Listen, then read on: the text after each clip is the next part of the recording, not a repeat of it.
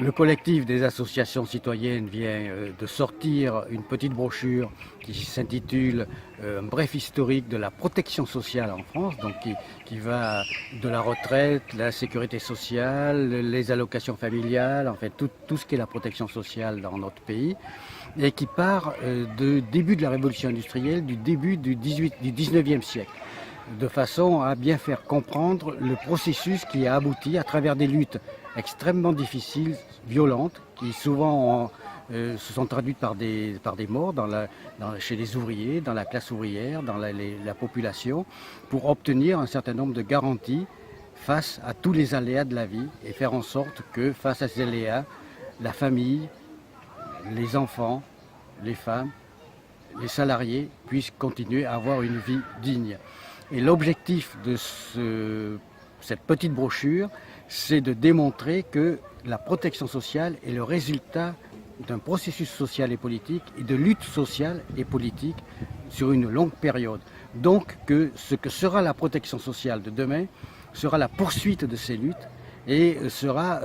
en fonction et en conséquence de ce que seront les luttes pour avoir une protection sociale de qualité dans le contexte politique, social, économique, écologique d'aujourd'hui.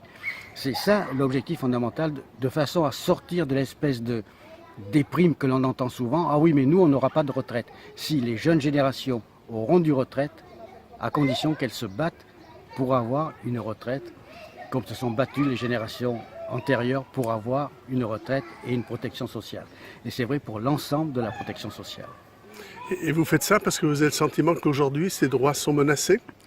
Oui, parce que la politique d'aujourd'hui tend à faire en sorte que ces droits soient complètement remis en cause, en fait, et nous ramène à des situations où les gens étaient soumis soit à des assurances qu'ils pouvaient se payer, quand ils avaient les moyens de se payer, soit à la charité. Or, ce que nous voulons, c'est que nous restions dans un processus et dans un système de solidarité de toutes les couches de la population. Chacun contribue en fonction